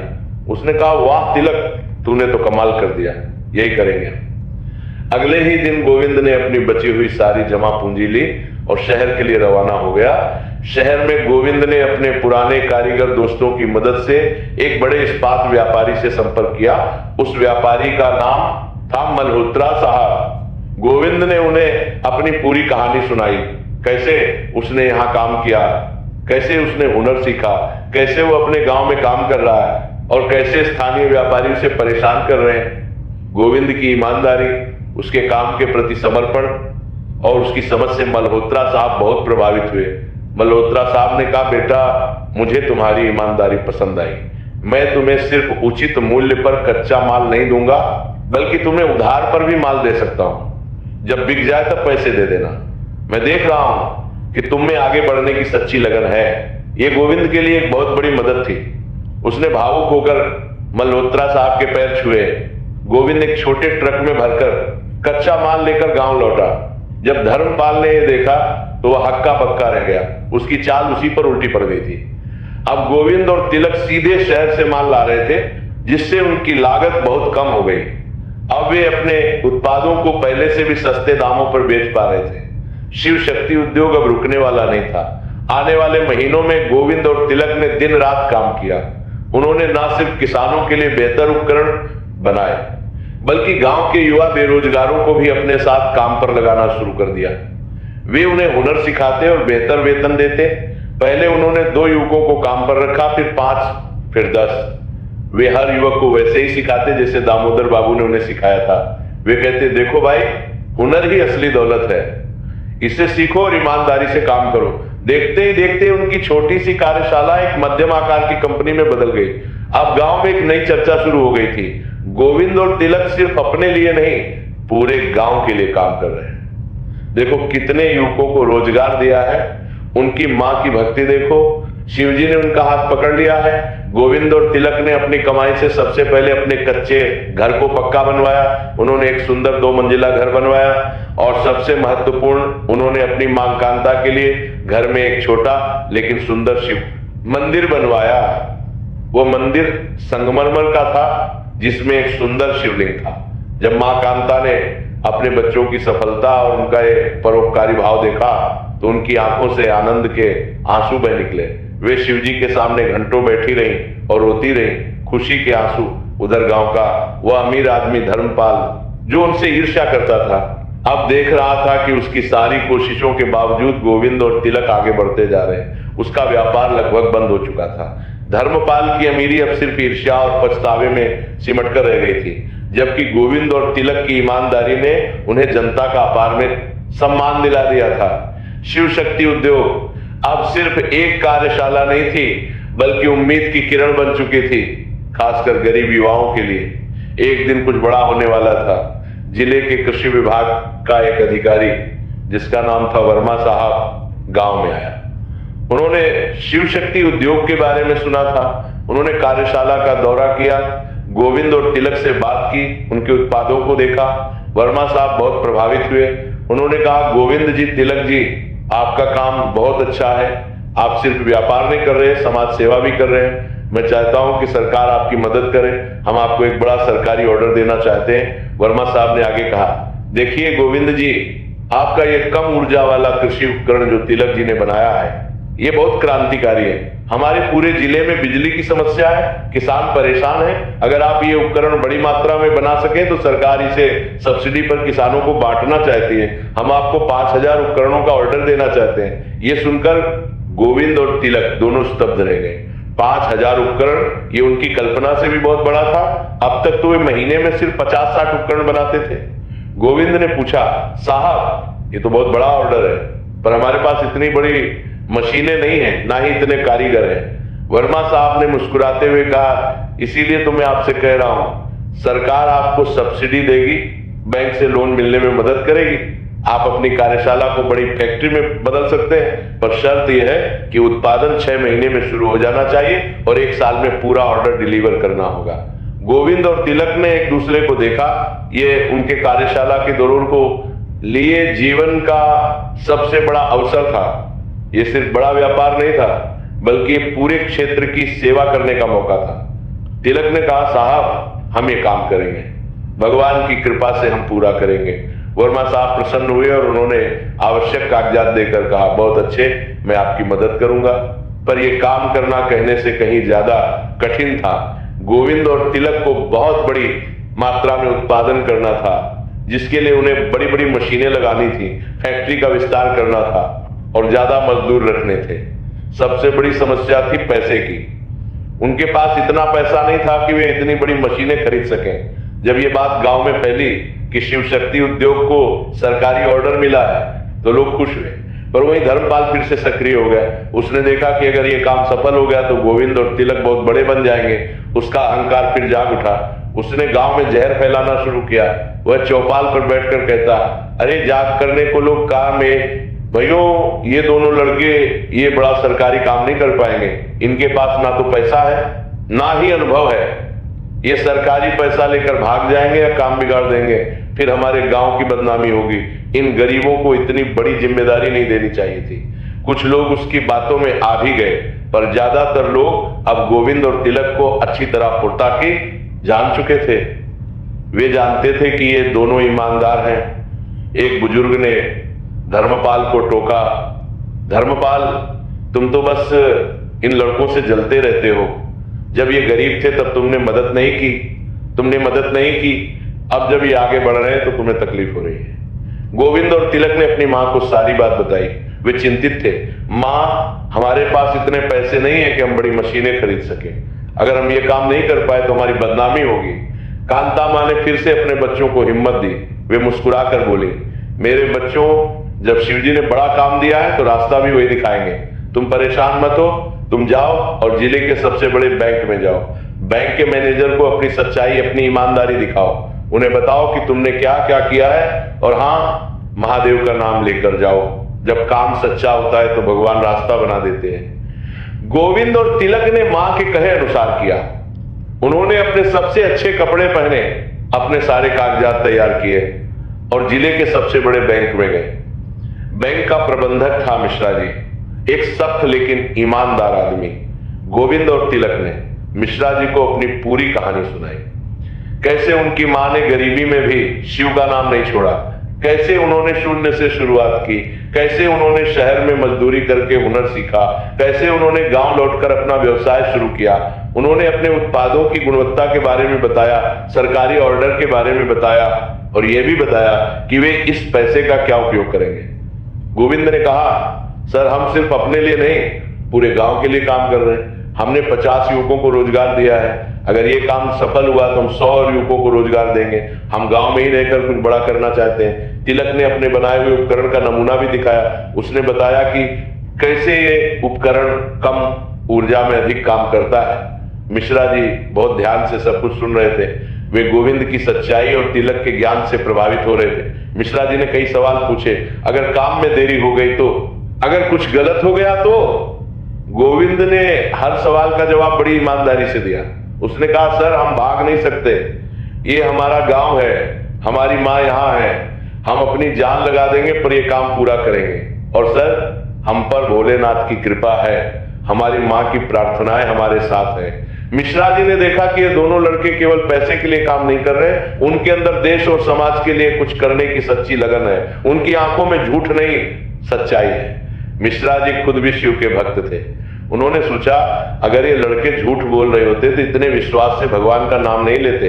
कुछ दिनों की जांच पड़ताल के बाद मिश्रा जी ने गोविंद और तिलक को बुलाया और कहा, बेटा मैंने तुम्हारे बारे में पूरी जानकारी ली, गांव के लोगों से पूछा, वर्मा साहब से बात की, सब तुम्हारे बारे में अच्छा ही बोल रहे हैं, तुम्हारी ईमानदारी सबको दिख रही है, मैं तुम्हें आवश्यक लोन स्वीकृत करता हूं। यह सुनकर गोविंद और तिलक की आंखों में खुशी के आंसू आ गए। उन्होंने मिश्रा जी के पैर छुए। मिश्रा जी ने आशीर्वाद देते हुए कहा, बस एक बात याद रखना, जैसी ईमानदारी आज है वैसी ही हमेशा रखना। पैसा आने पर लोग बदल जाते हैं, तुम मत बदलना। लोन मिलते ही दोनों भाई नए उत्साह से भर गए। उन्होंने तुरंत कार्य शुरू कर दिया। उन्होंने शहर जाकर बड़ी मशीनें खरीदी अपनी कार्यशाला को एक विशाल फैक्ट्री का रूप देना शुरू कर दिया। उन्होंने गांव के हर बेरोजगार युवक को काम दिया, उन्हें बेहतर प्रशिक्षण दिया और अच्छा वेतन दिया। उन्होंने 3 महिलाओं को भी काम पर रखा, जो एक क्रांतिकारी कदम था, क्योंकि उस समय गांवों में महिलाएं फैक्ट्रियों में काम नहीं करती थी। गोविंद ने कहा, अगर हमारी मां ने हमें यहाँ कामती का तक पहुंचाया है तो महिलाओं की शक्ति से हम वाकिफ हैं, वे भी काम करेंगी। देखते ही देखते 6 महीनों में शिव शक्ति उद्योग एक छोटी कंपनी से बदलकर क्षेत्र की सबसे तेजी से उभरती हुई कंपनी बन गई। गोविंद का प्रबंधन कौशल और तिलक का तकनीकी ज्ञान मिलकर कमाल कर रहे थे। उन्होंने समय पर उत्पादन शुरू कर दिया और धीरे धीरे सरकारी ऑर्डर पूरा करने लगे। उधर धर्मपाल अब पूरी तरह से परास्त हो चुका था। उसकी दुकान लगभग बंद हो चुकी थी, कोई उससे सामान नहीं खरीद रहा था, जबकि गोविंद और तिलक दिन ब दिन आगे बढ़ते जा रहे थे। एक दिन धर्मपाल बीमार पड़ गया, उसे तेज बुखार आ गया और वो चल नहीं पा रहा था। उसके परिवार वालों ने पूरे गांव में मदद मांगी, पर धर्मपाल ने अपनी अमीरी के दिनों में जिन लोगों को अपमानित किया था, अब वे लोग उससे दूर थे। किसी ने मदद नहीं की। जब गोविंद को यह पता चला तो उसने तुरंत कहा, तिलक चल, हमें धर्मपाल काका को अस्पताल ले जाना है। तिलक ने पूछा, पर भैया उन्होंने तो हमें बहुत परेशान किया था। गोविंद ने मुस्कुराते हुए कहा, हाँ, पर मां ने क्या सिखाया, बुराई का बदला बुराई से नहीं भलाई से देना चाहिए। वे बड़े हैं, हमारे गांव के हैं, उनकी मदद करना हमारा फर्ज है। गोविंद और तिलक अपनी गाड़ी लेकर धर्मपाल के घर पहुंचे। उन्होंने धर्मपाल को उठाया और शहर के अच्छे अस्पताल में ले गए। उन्होंने सारा इलाज का खर्च भी दिया। जब धर्मपाल को होश आया और उसे पता चला कि गोविंद और तिलक ने उसकी जान बचाई है, तो उसकी आंखों में आंसू आ गए। धर्मपाल ने कांपते हाथों से गोविंद का हाथ पकड़ा और रोते हुए कहा, बेटा, मैंने तुम्हारे साथ बहुत बुरा किया, मैं तुम्हें बर्बाद करने की कोशिश करता रहा, पर तुमने मेरी जान बचाई, मुझे माफ कर दो।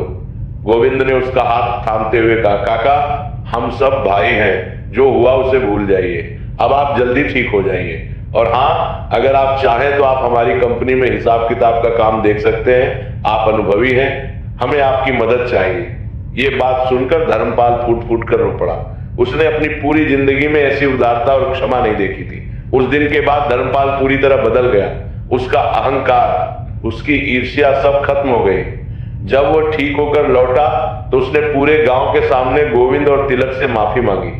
उसने कहा, मैंने अपनी अमीरी में घमंड कर लिया था, मुझे लगता था कि पैसा ही सब कुछ है, पर इन दोनों भाइयों ने मुझे सिखाया कि असली दौलत तो दिल की अच्छाई और ईमानदारी है। मैं शर्मिंदा हूं। गांव वालों ने यह दृश्य देखा तो सबको बहुत अच्छा लगा। एक बुजुर्ग ने कहा, यही तो असली धर्म है, यही तो मनुष्यता है। गोविंद और तिलक सच में महान है। धर्मपाल ने समयवाद और की, धर्मपाल ने कर्मान का सचमुच शिव शक्ति उद्योग में काम करना शुरू कर दिया। उसका अनुभव कंपनी के लिए बहुत फायदेमंद साबित हुआ। अब गांव में शांति और भाईचारा था। अगले 1 साल में गोविंद और तिलक ने पूरा सरकारी ऑर्डर समय पर और बेहतरीन गुणवत्ता के साथ पूरा कर दिया। सरकार बहुत खुश हुई। वर्मा साहब ने आकर उन्हें बधाई दी और कहा, आप दोनों ने कमाल कर दिया, अब हम आपको और बड़े ऑर्डर देंगे। शिव शक्ति उद्योग का नाम अब पूरे जिले में फैल गया था। उनके उत्पाद की गुणवत्ता के चर्चे थे। अब दूसरे जिलों से भी ऑर्डर आने लगे। गोविंद और तिलक ने अपनी सफलता का एक भी पल अपना श्रेय नहीं लिया। वे हमेशा कहते, यह सब हमारी मां की भक्ति और भोलेनाथ की कृपा है। अब समय आ गया था जब गोविंद और तिलक ने अपनी कमाई से गांव की भलाई के काम शुरू किए। उन्होंने सबसे पहले गांव की कच्ची सड़कों को अपनी लागत पर पक्का करवाया। जिस सड़क पर कभी धूल उड़ती थी, अब वहां टार की सड़क बन गई। उन्होंने गांव में एक छोटा लेकिन अच्छा अस्पताल खुलवाया, जिसमें एक डॉक्टर और 2 नर्सें थीं। अब गांव वालों को बीमारी में शहर नहीं जाना पड़ता था।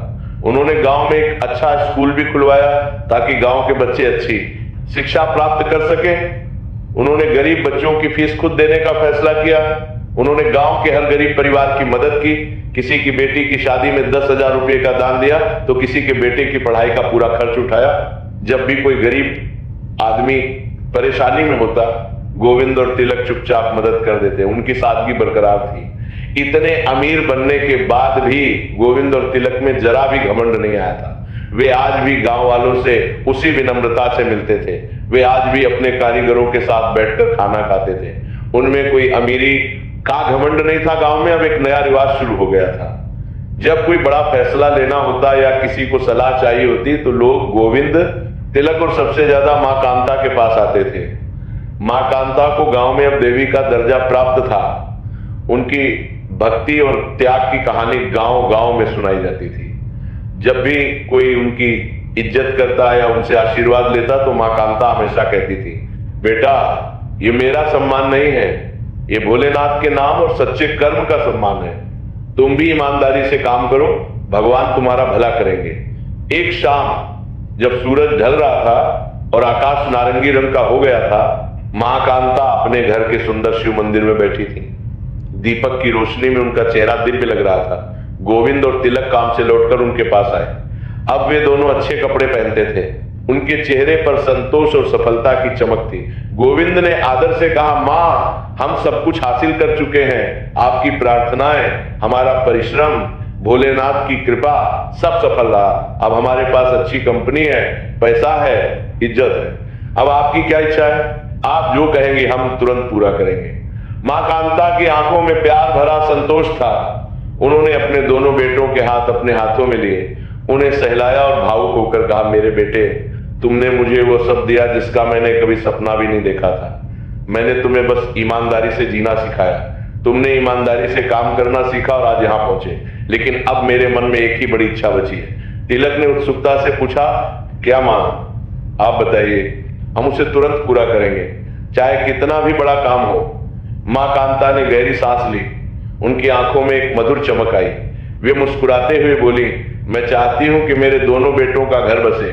मैं उनकी शादी देखना चाहती हूँ। मैं अपनी मितनाली काम के लिए, मेरे काम के लिए बहुओं को देखना चाहती हूँ जो इस घर में खुशियां लेकर आए। ये सुनकर दोनों भाई शर्मा गए। उनके गालों पर हल्की लाली आ गई। वे एक दूसरे को देखने लगे। मां ने आगे कहा, पर सुनो बेटे, मैं तुम्हारी शादी किसी अमीर घर की लड़की से नहीं करूंगी। मुझे पता है कि तुम अब बहुत अमीर हो और तुम्हें कई बड़े बड़े घरों से प्रस्ताव आएंगे। शहर के बड़े व्यापारी अपनी बेटियां देना चाहेंगे, पर मैं वो सब नहीं चाहती। मैं चाहती हूं कि तुम्हारी जीवन संगिनी ऐसी हो जो सादगी को समझे, जिसने संघर्ष देखा हो और जिसके मन में ईश्वर के लिए सच्चा प्रेम हो, जिसने तुम्हारी तरह ही कठिनाई देखी हो, ताकि वह धन का असली मूल्य समझ सके, जो घमंड नहीं करे बल्कि विनम्र हो। गोविंद और तिलक ने बिना एक पल सोचे तुरंत हाँ कर दी। उन्हें अपनी मां पर पूरा विश्वास था। गोविंद ने कहा, मां आपकी इच्छा ही हमारा आदेश है। आप जिस लड़की को चुनेंगी हम उसी से विवाह करेंगे। हमें किसी अमीर घर की लड़की नहीं चाहिए, हमें वही चाहिए जो आपको पसंद हो। तिलक ने भी जोड़ा, हाँ मां, आप जिसे चुनेंगी वो हमारे लिए सबसे अच्छी होगी। आपने कभी गलत नहीं किया। मां कांता बहुत खुश हुई। उन्होंने अपने बेटों को गले लगाया। फिर उन्होंने शिव जी के सामने माथा टेका और अपनी इच्छा की पूर्ति के लिए प्रार्थना की, हे भोलेनाथ, मेरे बेटों के लिए ऐसी बहुएं भेजना जो संस्कारी हो, सेवाभावी हो और आपकी भक्त हो। अगले ही दिन से मां कांता ने गांव और आसपास के इलाकों में लड़कियां ढूंढनी शुरू कर दी। उन्होंने कई घरों में जाकर लड़कियों को देखा। कई अमीर घरों से प्रस्ताव आए, पर मां ने सबको मना कर दिया। वे कहती, बेटी अच्छी है पर बहुत लाड़ प्यार में पली है, हमारे घर की सादगी नहीं समझ पाएगी। आखिरकार मां कांता ने गांव की ही दो बहुत गरीब लेकिन बेहद संस्कारी लड़कियों को ढूंढ लिया। एक लड़की का नाम था पल्लवी। वह एक बहुत गरीब किसान की बेटी थी। उसके पिता की एक पल्लवी के भू परार में पूरी लड़की पली दरकी थी। बत्ती जल की लड़की थी। उनकी पल्लवी के बत्ती की पल्लवी थी। उनकी मृत्यु हो चुकी थी और वो अपनी मां के साथ रहती थी। पल्लवी बहुत सरल, मेहनती और शर्मीली थी। वह रोज सुबह मंदिर जाती थी। दूसरी लड़की का नाम था रचना। वह भी एक गरीब परिवार से थी। उसके पिता एक छोटे कारीगर थे। रचना बहुत सेवाभावी थी। वह गांव की बुजुर्ग महिलाओं की मदद करती रहती थी। दोनों ही लड़कियां पढ़ी लिखी नहीं थी, पर संस्कारी और ईश्वर पर अटूट विश्वास रखती थी। जब गांव वालों को पता चला कि जिले के सबसे बड़े उद्योगपति गोविंद और तिलक, जो करोड़ों की कंपनी के मालिक हैं, गांव की दो गरीब और साधारण लड़कियों से विवाह करने जा रहे हैं, तो सब आश्चर्यचकित रह गए। कुछ अमीर और घमंडी लोग, जिन्होंने अपनी बेटियों के लिए प्रस्ताव भेजे थे, इस फैसले पर हंसे और कहा, ये पागल हो गए हैं, इतना पैसा है और गांव की गरीब लड़कियों से शादी कर रहे हैं। अगर हमारी बेटियों से शादी करते तो और ज्यादा अमीर बन जाते। पर साधारण जनता, गरीब लोग और समझदार लोगों ने कांता मां की सादगी और गोविंद तिलक की विनम्रता को खूब सराहा। एक बुजुर्ग ने कहा, यही तो असली संस्कार है। पैसा आने पर लोग अमीरों से रिश्ता करना चाहते हैं, पर ये लोग अपनी जड़ों को नहीं भूले। धन्य है लोग। कांता मां ने धन के दिखावे से दूर पूरी तरह भक्ति और सादगीपूर्ण विवाह समारोह आयोजित करने का फैसला किया। उन्होंने कहा, यह विवाह शिव की कृपा से हो रहा है, इसलिए इसमें सांसारिक आडंबर की कोई जगह नहीं होगी। हम साधारण तरीके से लेकिन पूरे संस्कारों के साथ विवाह करेंगे। गोविंद और तिलक ने कहा, जैसी आपकी इच्छा मां। विवाह की तैयारियां शुरू हुई। उनका बड़ा और पक्का घर फूलों और शिव के भजनों से गूंज उठा। पूरे घर में मोगरे और गुलाब के फूलों की महक थी। हर कोने में दीपक जल रहे थे। गोविंद का विवाह पल्लवी से और तिलक का विवाह रचना से तय हुआ। दोनों लड़कियों के परिवार वाले बहुत खुश थे, लेकिन साथ ही डर भी रहे थे कि क्या उनकी बेटियां इतने बड़े घर में सही से रह पाएंगी। सबसे पहले कांता मां ने दोनों बेटों और उनकी होने वाली बहुओं को शिव मंदिर में बुलाया। वहां मंदिर में शिवलिंग के सामने दीपक जल रहा था और धूप की सुगंध फैल रही थी। मां ने गंभीरता से कहा, देखो बच्चों, तुम धनवान बन गए हो, ये बहुत बड़ी बात है, पर इस धन का असली मूल्य तभी है जब तुम इसे भगवान के चरणों में समर्पित मानो। धन अहंकार नहीं लाना चाहिए। तुम सब मुझसे वादा करो कि चाहे कितनी भी संपत्ति आ जाए, तुम कभी सादगी और सेवा भाव को नहीं छोड़ोगे। वादा करो कि तुम हमेशा गरीबों की मदद करोगे, ईमानदारी से काम करोगे और भगवान का नाम लेते रहोगे। चारों ने, गोविंद, तिलक, पल्लवी और रचना ने एक साथ शिवलिंग को छूकर यह अटूट वादा किया। पल्लवी और रचना की आंखों में आंसू थे। वे सोच रही थी कि उन्हें कितनी अच्छी सास मिली है। विवाह का दिन आया। गांव के छोटे बड़े, अमीर गरीब सभी लोग इस अनोखे विवाह में शामिल हुए। करीब 500 लोग आए थे। गोविंद और तिलक, जो अब महंगे सूट और शानदार कपड़े पहन सकते थे, उन्होंने साधारण पर सुंदर पारंपरिक पोशाक पहनी। सफेद कुर्ता पायजामा और केसरिया पगड़ी। दुल्हन पल्लवी और रचना भी भारी गहनों और महंगी साड़ियों के बजाय साधारण लेकिन सुंदर लाल रंग की साड़ी में दैवीय लग रही थी। उनके माथे पर सिंदूर की बिंदी और गले में एक साधारण मंगलसूत्र, बस इतना ही, कोई हीरे जवाहरात नहीं। विवाह का सबसे खास हिस्सा था जब कांता मां ने खुद हवन करवाया। पंडित जी ने वैदिक मंत्रों का उच्चारण किया। हवन की पवित्र अग्नि जल रही थी। मां ने शिव पार्वती की स्तुति की। उन्होंने प्रार्थना की, हे महादेव, हे पार्वती माता, इन चारों को सुखी रखना। इनके घर में हमेशा प्रेम, शांति और समृद्धि बनी रहे। विवाह की हर रस्म भक्ति और प्रेम से भरी हुई थी। जब फेरे लिए गए तो मां कांता ने खुद उन्हें आशीर्वाद दिया। विवाह के बाद मां ने दोनों बहुओं को दहेज के रूप में कुछ अलग ही दिया। सोने, चांदी या पैसों के बदले एकतर आतीन में पूरी उन्होंने प्रत्येक बहू को एक रुद्राक्ष की माला, एक शिव चालीसा की पुस्तक और एक छोटा सा शिवलिंग दिया। उन्होंने कहा, बेटी, यह तुम्हारी असली दौलत है, इसे संभाल कर रखना। यह देखकर सभी गांव वालों की आंखें भर आईं। इतनी सादगी, इतना विश्वास आजकल कहां मिलता है।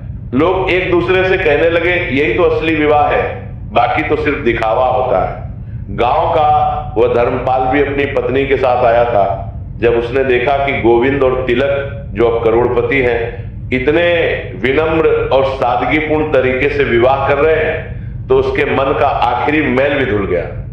उसने सबके सामने भावुक होकर गोविंद और तिलक के चरित्र की तारीफ की। उसने कहा, मैंने अपनी जिंदगी में बहुत अमीर लोग देखे, पर ऐसे लोग नहीं देखे। ये परिवार धन्य है। गोविंद और तिलक के विवाह के बाद उनके घर में 4 चांद लग गए। घर में अब खुशियों की बहार थी। पल्लवी और रचना दोनों ही बेहद संस्कारी और सेवाभावी बहुएं थी। वे पहले दिन से ही तुरंत कांता मां की सेवा में लग गए। पल्लवी अपनी शांत और समझदार प्रकृति के कारण घर और कंपनी के दफ्तरी कामकाज में गोविंद की मदद करने लगी। हालांकि वह पढ़ी लिखी नहीं थी, पर उसे गिनती हिसाब अच्छा आता था और वो बहुत ईमानदार थी। उसने धीरे धीरे लिखना पढ़ना भी सीख लिया, जिससे गोविंद का कार्यभार कम हो गया और वह कंपनी के विस्तार पर ध्यान दे सका। रचना, जो सेवा भाव से भरी थी, उसने कांता मां की भक्ति और गांव की सामाजिक सेवा के काम को संभाल लिया। वह रोज सुबह उठकर शिव मंदिर को साफ करती, पूजा की तैयारी करती, फिर गांव की गरीब और जरूरतमंद महिलाओं से मिलती, उनकी समस्याएं सुनती और उनकी मदद करती। कांता मां उसे देखकर बहुत खुश होती थी। कांता मां ने जब अपने घर को खुशियों और भक्ति से भरा देखा, जब उन्होंने अपनी बहुओं को इतना प्रेम और सेवा भाव देते देखा, तो उन्हें लगा कि उनका जीवन सफल हो गया है। उनके बेटे जो कभी भूखे सोते थे, आज ना सिर्फ संपन्न है बल्कि संस्कारी और सेवा भावी भी हैं। उनकी बहुएं भी उन्हें अपनी बेटियों जैसी प्रिय थीं। घर में प्रेम था, शांति थी। एक रात कांता मां ने शिव जी के सामने दीपक जलाया। वे अकेली बैठी थी। उनके चेहरे पर संतोष और आनंद की अद्भुत चमक थी। उनके आंसू रुक नहीं रहे थे, पर ये दुख के नहीं बल्कि आनंद के आंसू थे। उनके चेहरे पर करने का आपको कृतज्ञता के आंसू थे। उन्होंने हाथ जोड़कर भावुक होकर कहा, हे मेरे भोलेनाथ, हे महादेव, आपने मेरी हर परीक्षा ली, हर कदम पर मुझे आजमाया, पर अंत में आपने मुझे मेरी कल्पना से भी कहीं अधिक दिया। मेरे बच्चों को ईमानदारी, सुख, समृद्धि और सम्मान दिया। मुझे प्यारी बहुएं दी। अब मेरे जीवन में कोई इच्छा शेष नहीं है। मैं आपकी असीम कृपा के लिए आपका शत शत धन्यवाद करती हूँ। मैं धन्य हूँ कि मैं आपकी भक्त हूँ। ये धन्यवाद केवल मां कांता का नहीं था, ये हर उस भक्त का धन्यवाद था जो कठिन से कठिन समय में भी अपने ईश्वर पर विश्वास रखता है, जो अंधेरे में भी दीपक जलाए रखता है। अब गोविंद और तिलक का जीवन पूर्णता की ओर बढ़ रहा था। उनका घर खुशहाली और प्रेम का प्रतीक बन गया था। उनकी कंपनी तेजी से बढ़ रही थी। शादी के बाद गोविंद और तिलक का संकल्प और भी मजबूत हो गया। उन्हें अब सिर्फ अपनी मां और पत्नियों का ही नहीं बल्कि पूरे गांव और आसपास के क्षेत्र का समर्थन प्राप्त था। गोविंद ने एक दिन घोषणा की कि वे अपनी कंपनी का नाम बदलकर अपनी मां और शिव की भक्ति के सम्मान में भवानी शंकर उद्योग समूह रख रहे हैं। भवानी मां पार्वती का नाम है और शंकर भगवान शिव का। यह नाम उनकी श्रद्धा का प्रतीक था। गोविंद और तिलक ने अब पूरे देश के बाजार पर ध्यान केंद्रित किया। तिलक के अद्वितीय नवाचार जैसे कम ऊर्जा वाले उपकरण, मजबूत और टिकाऊ कृषि यंत्र और गोविंद के ईमानदार प्रबंधन के कारण उनकी कंपनी देश भर में तेजी से फैलने लगी। उनकी सबसे बड़ी ताकत थी उनकी गुणवत्ता और ईमानदारी। वे कभी भी मुनाफे के लिए गुणवत्ता से समझौता नहीं करते थे। उनके उत्पादों की वारंटी सबसे लंबी होती थी और अगर कोई समस्या होती तो तुरंत बदल दिया जाता था। और सबसे बड़ी बात, वे अपने कर्मचारियों को परिवार मानते थे। कुछ ही वर्षों में भवानी शंकर उद्योग समूह की देश के हर कोने में शाखाएं खुल गई। उन्होंने न सिर्फ कृषि उपकरण बनाए बल्कि छोटे उद्योगों के लिए मशीनें, घरेलू उपकरण और ऐसे कई अन्य उत्पाद भी बनाए जो आम आदमी के जीवन को आसान बनाते थे। जो कंपनी एक टूटी फूटी कार्यशाला से शुरू हुई थी, वह अब देश की प्रमुख कंपनियों में से एक बन चुकी थी। कंपनी का नाम ईमानदारी और भारतीय संस्कृति के प्रतीक के रूप में लिया जाता था। यह सफलता सिर्फ व्यावसायिक नहीं थी बल्कि नैतिक भी थी। गोविंद और तिलक को देश के कई सर्वोच्च सम्मानों से नवाजा गया। राज्य सरकार ने उन्हें सर्वश्रेष्ठ उद्योगपति का पुरस्कार दिया। उन्हें राष्ट्रीय स्तर पर युवा उद्यमी का सम्मान मिला। जब वे बड़े बड़े समारोहों में जाते, मंच पर खड़े होते तो भी अपनी साधारण वेशभूषा और विनम्रता से सबका दिल जीत लेते थे। वे अपनी सफलता का श्रेय हमेशा अपनी मां कांता और भगवान शिव को देते थे। वे मंच से कहते, मैं जो कुछ भी हूं अपनी मां की भक्ति और भोलेनाथ की कृपा से। मेरी मां ने मुझे ईमानदारी सिखाई और भगवान ने रास्ता दिखाया। गांव का नाम भी अब बदल गया था। सरकार ने उस गांव का नाम शिवपुरी रख दिया क्योंकि यहां से भक्ति और सफलता की ऐसी कहानी निकली थी। यह कथा हमें कई महत्वपूर्ण सीख देती है। सबसे पहली सीख है कि सफलता सिर्फ पैसों से नहीं नापी जाती बल्कि चरित्र और विश्वास से नापी जाती है। गोविंद और तिलक के पास शुरू में कुछ नहीं था, पर उनके पास ईमानदारी थी, मेहनत थी और सबसे बड़ी बात विश्वास था। दूसरी सीख है मां कांता का चरित्र, जो हमें सिखाता है कि अटूट विश्वास और भक्ति में कितनी अपार शक्ति होती है। जब सारे रास्ते बंद हो जाते हैं, जब अंधेरा घिर जाता है, तब भी ईश्वर का नाम हमें मार्ग दिखाता है। उनकी भक्ति ने उनके बेटों के लिए एक अदृश्य कवच का काम किया। तीसरी सीख है कि कठोर परिश्रम, नया हुनर सीखने की लगन और सबसे महत्वपूर्ण ईमानदारी किसी भी गरीबी को हरा सकती है। गोविंद और तिलक ने शहर की चमक दमक में भटकना नहीं सीखा बल्कि सीखना चुना। उन्होंने हर परिस्थिति को अवसर में बदला। चौथी सीख है कि धन आने पर घमंड नहीं करना चाहिए। गोविंद और तिलक ने अमीर बनकर भी अपनी जड़ें नहीं भुलाई। उन्होंने अपनी संपत्ति का उपयोग समाज की भलाई के लिए किया। यही कारण था कि उन्हें पैसे से ज्यादा सम्मान मिला। पांचवी सीख है कि असली खुशी दौलत में नहीं बल्कि प्रेम, संस्कार और सादगी में है। उनका विवाह इसका जीता जागता उदाहरण था। आज भी शिवपुरी गांव में लोग गोविंद और तिलक की कहानी अपने बच्चों को सुनाते हैं। वे कहते हैं, देखो बेटा, ये सच्ची कहानी है। ये दोनों भाई कभी हमारी तरह ही गरीब थे, पर उन्होंने हार नहीं मानी। उन्होंने भगवान पर विश्वास रखा और मेहनत की। आज वे कहां हैं? उनकी कंपनी भवानी शंकर उद्योग समूह एक अमर उदाहरण है कि अगर आप अपने कर्मों में निष्ठा रखें, अगर आप ईमानदार रहें, अगर आप भगवान पर विश्वास रखें, तो भगवान शिव की कृपा आपको गरीबी की धूल से उठाकर सफलता के शिखर तक पहुंचा सकती है। अंत में मां कांता, जो अब बहुत बुजुर्ग हो चुकी हैं, आज भी अपने शिव मंदिर में रोज पूजा करती हैं। वे हमेशा एक ही बात कहती हैं, मेरे बच्चों ने जो कुछ भी पाया है वो सिर्फ भोलेनाथ की इच्छा थी। उन्होंने उन्हें कठिन परीक्षाएं दी पर कभी त्यागा नहीं। भगवान हर किसी को देखते हैं, बस धैर्य रखो और सच्चाई का मार्ग अपनाओ। आज भवानी शंकर उद्योग समूह का मुख्यालय देश की सबसे प्रतिष्ठित इमारतों में से एक है, पर उस इमारत के सबसे ऊपरी मंजिल पर एक छोटा लेकिन अत्यंत सुंदर शिव मंदिर बना हुआ है। गोविंद और तिलक ने नियम बनाया है कि हर सोमवार को कंपनी के सभी कर्मचारी, चाहे वे किसी भी धर्म के हों, वहां 10 मिनट के लिए शांति और आत्मचिंतन के लिए आते हैं। वहां एक पट्टिका लगी है जिस पर लिखा है, यह कंपनी एक गरीब विधवा मां की भक्ति, 2 भाइयों की मेहनत और भगवान शिव की कृपा से बनी है। जो भी यहां काम करे वो ईमानदारी, विनम्रता और सेवा भाव को अपना मार्गदर्शक बनाए। गोविंद और तिलक के बच्चे भी अब बड़े हो रहे हैं। मां कांता उन्हें वही संस्कार दे रही हैं जो उन्होंने अपने बेटों को दिए थे। वे नन्हे बच्चों को रोज सुबह मंदिर ले जाती हैं और कहती हैं, बेटा, तुम्हारे पास आज जो कुछ भी है वो भगवान की देन है, इसे कभी अपना अहंकार मत बनाना। ये कहानी हमें सिखाती है कि जीवन में चाहे कितनी भी बड़ी कठिनाइयां क्यों ना आए, अगर हम अपने विश्वास को नहीं छोड़ते, अगर हम ईमानदारी से मेहनत करते हैं और अगर हम भगवान पर श्रद्धा रखते हैं, तो कोई भी लक्ष्य असंभव नहीं है। ओम नमः शिवाय। ये कहानी मां कांता की अटूट भक्ति, गोविंद और तिलक के संघर्ष और भगवान शिव की कृपा का प्रमाण है। यह दर्शाती है कि सच्ची सफलता धन में नहीं बल्कि चरित्र, संस्कार और सेवा भाव में होती है।